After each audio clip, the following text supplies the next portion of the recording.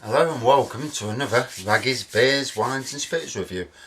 Tonight, for my second review of the night, I'm going to do a beer review. And it's Guinness West Indies Porter. Over the years, Guinness have expanded. It used to just be, from my Sainsbury's days, it used to be Guinness Original, Guinness Draft. They were in the cans section. In the bottle section, I think, was it called Guinness Foreign Extra? And that was about 7.4%. And they were the three variants of Guinness. I mean, obviously you had crates of Guinness, but it was basically those three. And then a few years ago, they started bringing out different versions, like milk stouts and whatnot. So, West Indies Porter. Brewer's Source 1801, you know, wow. So, 6%. And can I see the writing in this light? Oof. A group of enterprising brewers on a quest to explore new recipes. I can't see that bloody writing. I'll get it on my phone. What it is, there's no light on it. I've put no light on in here, so that or my eyes are going, you know. I used to have brilliant eyesight. I think I've still got that eyesight from a long distance, but when it's up close and when it's written on some, unless it's just a daylight, I mean, look at that. Can you see that? You know, the little handwriting. It's not easy. Anyway, I'll give it a pour and we'll have a look on the website and get a proper... read the proper one. So as you can see, straight away it's frothing out there. Thank God I didn't do it on the one on the wall. Lovely dark colour. They used to say Guinness was like food. And look at the head on that. And that's through pouring it on the side and trying to be half careful. But really dark. I mean, the head's ridiculous. You know one wants a head that big. It'd take all day for it to go down. But that's just this glass for you. Maybe on some beers it's better to use a glass with no widgets in the bottom. Obviously I can't see for the life of me if there's any carbonation going off. It's just too dark. The smell of malt, roasted flavours coming through. Alright, let me leave it there for the head to die down a minute. Right, let's have a look through some reviews on it, just to see what other people say and go on the Guinness site and get a proper... So, Guinness West Indies Porter. Here we go.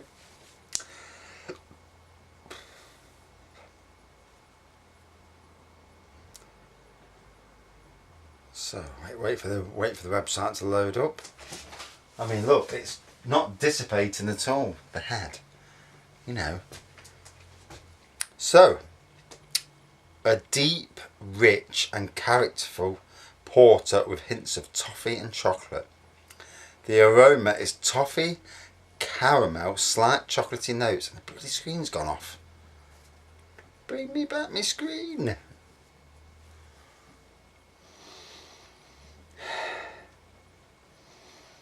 And now you smell it, I can smell that. Oh, it wants me to put my date of birth in. I know they have to do this, but you know, sometimes it's an absolute ball ache. So yeah, as I was saying, you do get, and it's not letting me. Right, let me go back. Go to a review site. Here we go. Yeah, I could really smell the toffiness then.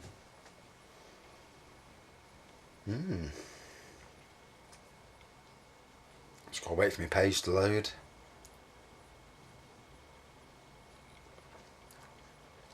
Oh, very nice, very smoky. 3.81 out of 5, so good, and that's from 247 ratings.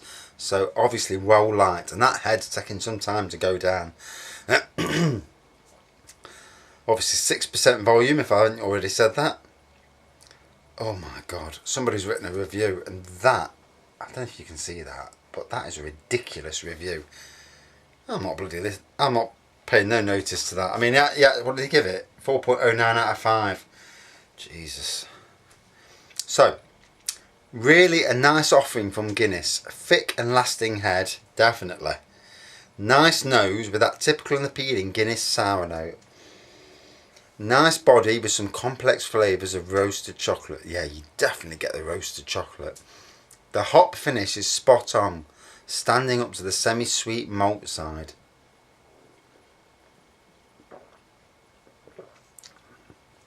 Oh. Here's another review. Purchased in Dublin. If you purchased it in Dublin and you got it on a cask, I think it would taste probably better than any bottle. You know, a cask,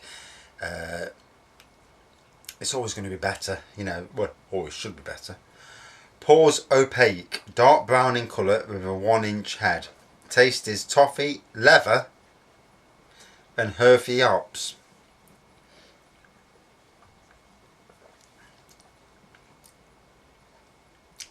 I get the hops. There's definitely an earthiness to it, you know. I don't get leather. I've never tasted leather, so how the hell you can taste leather unless you stop licking your settee? Maybe I ought to lick my settee in here and taste it. Anyway, medium bodied, moderate carbonation, sweet with a slightly bitter undertone, really complex porter, really good for the style. Here's another review. Dark brown pour, thin tan lacing. Well, definitely a tan lacing, but not thin. Smells of roasted malts. Yeah, I got that as well. Dark chocolate and roasted coffee. Yeah, definitely coffees, chocolates. You know, they've really bittersweet, very well balanced and easy to drink. Yeah, absolutely. It is a stunning beer. I'm sure I've had it before. But they have, I mean, look at, as you're pouring it, the colour that's coming out of the bottle. Wow. And I can tell, I mean, this is my second review tonight. I did a 5.2% at a Blandford Flyer. This is the second one of the night. And whether it's because I've been up, how many hours now? What time is it? 6:30? So 6:45, so I've been up 12, 14 hours already. And so I get up at just before 5 o'clock, at work at 5:30. So whether it's that and I'm just tired, or whether the fact that it's you know, 2 strong beers. Well, 5.2 is not too strong. This is 6, so we're starting to get into that strong category. But certainly hitting, man. I've only had a taste of it.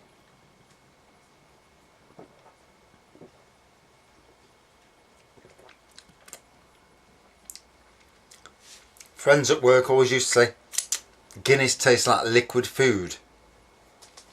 God knows what the calorie content is. I don't worry about calories. I mean, apart from my belly, which is a barrel, I'm actually quite slim all over. Being a gardener and that, you know, you're out in the sun, you're walking around all day, you know, so apart from one area, I'm actually quite slim. But you can taste, you know, it does fill you up. Although I've got a nice steak waiting for me inside, so it won't fill me up that much.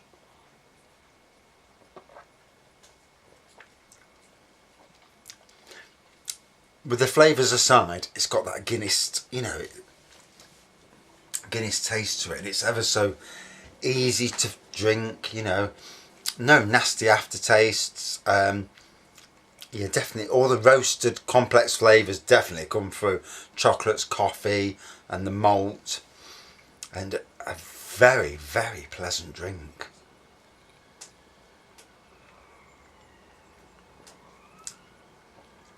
If this was available on draft anywhere in the UK, and I probably doubt it is, because everywhere I go it's just basic Guinness. I suppose pubs, you know, like anything, you can only have so many brands available. I'd love to one day win the lottery, because that's the only time it's ever going to happen. Open up, you see these little micro breweries, micro pubs, and I think they're a fantastic idea. It's an idea I came up with years ago, and obviously somebody else with money came up with the same idea, because they opened them, and me with no money, I can't do that. But I'd love to be able to open up a pub, a little micro pub. I have so many beers on casks, but I have a selection of beers, and I'm talking 150 beers in bottle, and say, look, here's the cask beers, 15 to 20 on cask.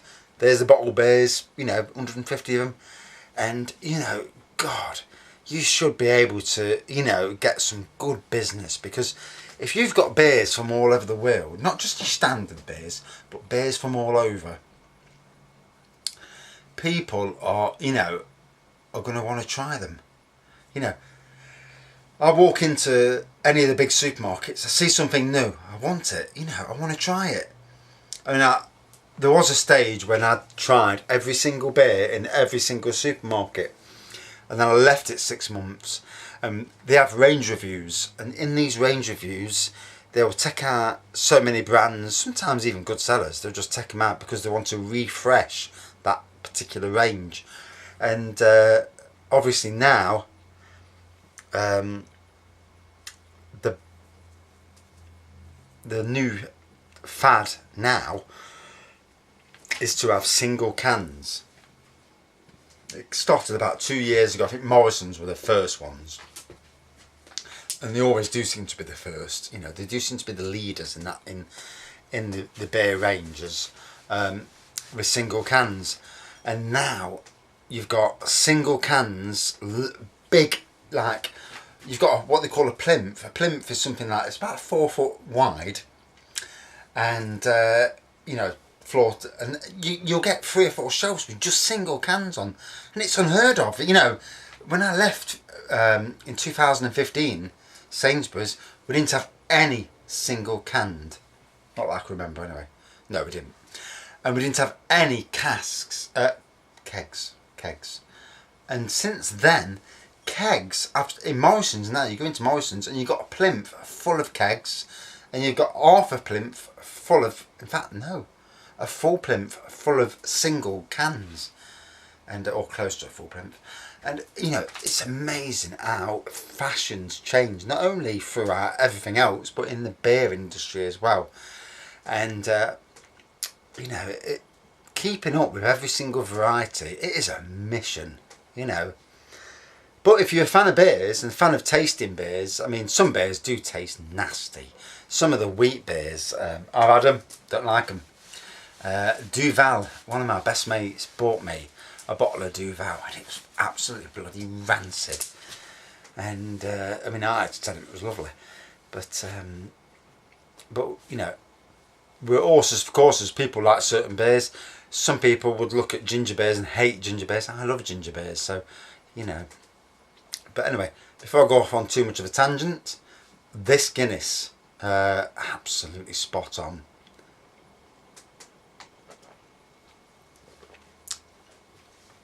Very easy going. This could very well be a top 10 beer for me. And I've got to start writing a list down of what I've given beers, because I'm getting to the stage where some beers are so good that they're approaching my top 5, and King Goblin sits at number 1 on that top 5.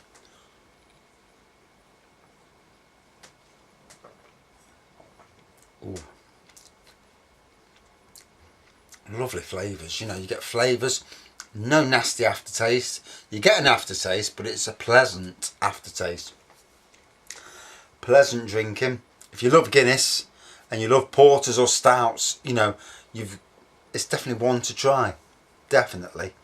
So, out of 5. Ooh.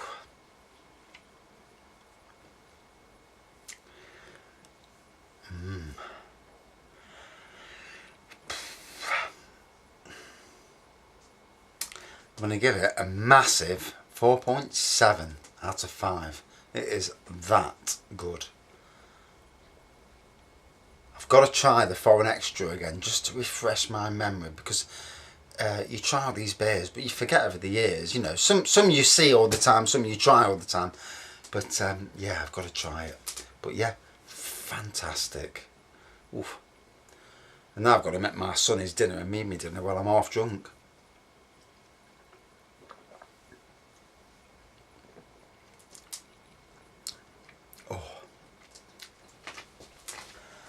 Oof. Ain't no chance ain't no chance I'm doing 3 reviews tonight. I feel battered. And that's after 2 beers. Would you believe it? Thanks for watching. See you soon.